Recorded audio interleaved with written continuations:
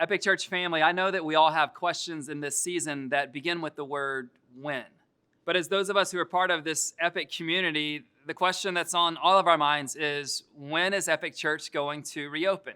For starters, we don't have to reopen Epic Church because Epic Church has never been closed. You're the church. And in case you don't know this or need to be reminded of it, I think we've been being the church unlike ever before in our 9+ year history. We've been doing more ministry, more care, more prayer, more connection, because we know that the church needed to rise up in this season, and you have done a brilliant job at rising up to be the church. But I know the question that you have in mind. When will we gather again in person for Sunday gatherings? Let me promise you that no one is as ready to gather in this space on Sundays more than me. I miss seeing all of you, and while I love online church, God is using it in profound ways for us during the season.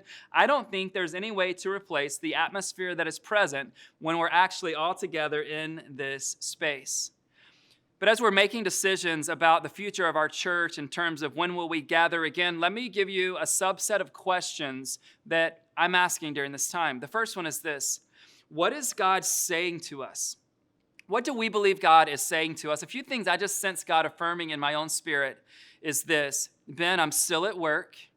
I still have a glorious future for Epic Church. And there's something amazing that's going to emerge over the coming months and years. And that he's still with us. He hasn't left us. It looks different. Our methods of ministry aren't what they were pre-COVID-19, but God is still very much present.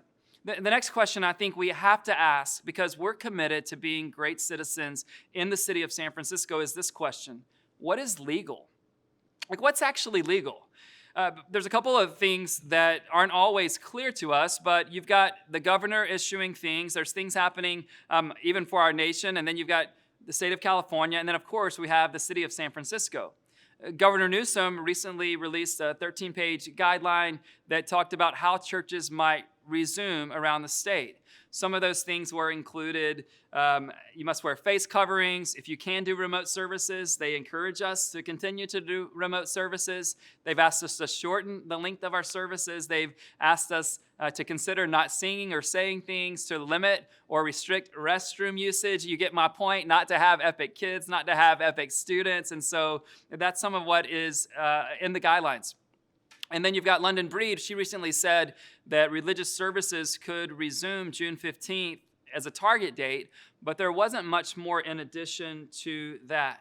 So the next question we have to ask is, what is safe? Like, what is safe? And let's be honest, depending on whose voice you're listening to, some of you think it's much safer out there, and others of you think it is nowhere near safe. And there are just so many voices when it comes to what's okay and what's healthy. We are paying attention to the CDC. We are paying attention to the San Francisco Department of Public Health, and we will continue to hear from those sources as well as other, what we believe are reputable resources. And we're thankful to have people in our Epic Church community who are in the medical field as well. And so we want to pay attention to that. But here's what we know.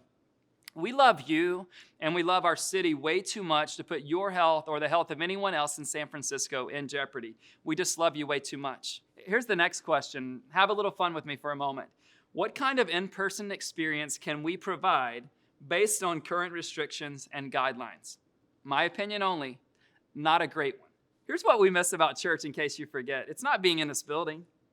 It's the lobby interactions. It's seeing families and individuals. It's singing freely and much more than that. It's having our kids' ministry be able to meet in their classrooms and learn age-appropriate things. It's enjoying a cup of coffee. It's hanging out after the gatherings are over, and so much more. We love you too much to give you an experience that you're not going to love. Let me say that again. We love you and the people we're trying to reach in the city way too much to give you an experience that you're not going to love. But here's what I think might be one of the most important questions we have to ask in this season. What is best for the long-term good of Epic Church and San Francisco?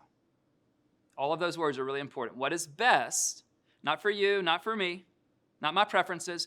What is best, not for right now, but what is best for the long-term good of our church and the city that God has called us to? Hear me very clearly. We are playing a long game here. I'll bring some terms up, some phrases that you've heard over the last year. especially around the Home Initiative launch.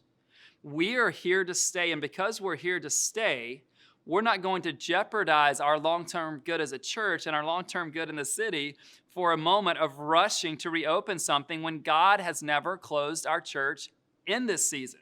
We're just not going to rush it. Jeremiah 29:7 says, also seek the peace and prosperity of the city to which I have carried you, or to which I have called you. We know what city that is for us. Pray to the Lord for it, because if it prospers, you too will prosper. Our prospering must be tied to the city prospering. Our decision-making must be tied not only to what we want and what's best for our church, but what's best for the people that God has called us to reach in the city. And we care deeply about the posture we present to our city. Part of orienting our lives around Jesus means that we must be willing to lay down our rights for the sake of loving others well. What I see so prevalent in our world today is that everyone is all about demanding their rights. That's not the way of Jesus. Jesus had a lot of rights, and he let go of those, right? He was the one who didn't hold on to the title he had as being God. He relinquished that. He became a servant, and he laid down his life for the sin of the world. If Jesus laid down his perfect life for the sins of an imperfect world, can't you and I, and we as a church, lay down our lives for the people in our city? I hope your answer to that is yes. If not, I'm not sure which church you need to go to, but it might not be Epic Church. Laugh a little bit. But Jesus said this in John 15:13, greater love has no one than this, than he laid down his life for his friends. Greater love has no one than this, than he laid down his life for his friends. And then Philippians 2:3-4 says, do nothing out of selfish ambition or vain conceit, but in humility consider others better than yourselves. Look only, not just to your interests, but look also to the interests of others. And that's what we're trying to do as a church, even with our decision-making about our reentry into Sunday gathering. So based on what we know today, what's the wise thing to do? Based on what we know today, we will not have in-person Sunday gatherings this summer. But I do hope there can be modifications to our current reality sooner than later. I can't spell out yet what those modifications might be, but my assumption is as it becomes legal, safe, and wise, it would be great for us to be able to say, get together with a small circle of people that you're already in community or relationship with. Maybe from there, we would be able to have our Epic groups meeting in outdoor environments that were both, of course, it's legal, it's safe, and it's wise to do so. And then we would just begin to build it back in towards re-entry on Sunday gatherings over time. But I don't know exactly how that's going to play out, but I do think that we will be able prayerfully, please pray about this, we'll be able to gather in some form or fashion over this summer. While I'm comfortable with my role here at Epic Church as the lead pastor, I want you to know that we don't make these kinds of decisions alone or in a vacuum. I'm grateful to have our lead staff team. I am grateful to our Epic Church board of directors. I'm grateful for the San Francisco pastors. We're trying to have a unified approach in reopening our Sunday gatherings, which is a really, really cool thing that Jesus actually prayed for.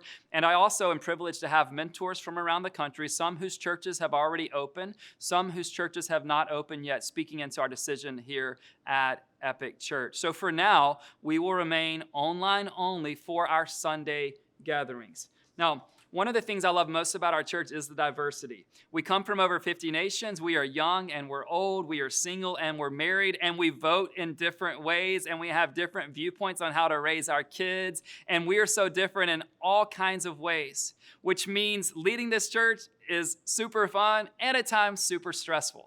Okay, it just is. But here's what I ask for. I'm not asking for you to share my opinion. I'm not asking for all of us to agree on everything, because here's what's true. For some of you, because we're not even open for Sunday gatherings yet, we're going to open way too late for you. For others of you, we might end up opening on Sundays way too early for you, but here's what I've got to tell you. This is crucial. Our mission matters more than our preferences. Our unity matters more than anything that we could get divided or distracted by.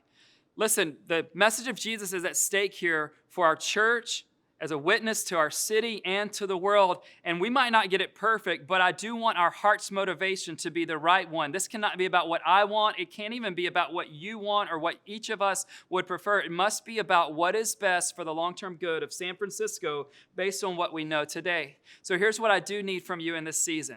I need you to lean into your faith in Jesus. Wherever you're at along that journey, start there, but let's all move in the same direction together in our faith. Lean into this community unlike you've ever leaned in before. Watch our Sunday gatherings every single week, wherever you might be. Invite other people to watch with you. Join and participate in one of our Epic groups. Serve with Bessie Carmichael as well as other serving opportunities that we're going to provide for you in the city. Keep being generous. Keep praying. Keep reaching out to our staff team. When you don't know how you can keep going, let us pray with you. Let us talk to you. Keep letting us know what your financial needs are and other needs that we can provide for you. If you need someone to get groceries to your house because you can't get out, whatever the case may be, let's keep being the church at this time. Let us know about your needs and pray for what God wants to do both in this season and after this season. I have a deep conviction that God is preparing something special for our future, and I want us to be positioned to step into all that He has for us. Wouldn't it be so regretful if we get to some future point as a church and we look back and go, you know what? We didn't steward that pandemic season well. No, church, let's steward it well. Let's lean into Him, lean into each other, and be here for the long-term good of our city, whatever it might cost us. And I know that there's been sacrifice involved. I have laid down things. You have laid down things. Let's lay some more things down collectively, because this is what Jesus blesses. There's so much blessing on the other side of our sacrifice together. We will continue to keep you updated as information changes, both in terms of our city as well as our approach to gathering again on Sundays, or even if we're able to do some of these small circle or outdoor groups. We will lead the way in making sure you're aware of that. I love you, and I've never been more committed to the vision of Epic Church than I am right now.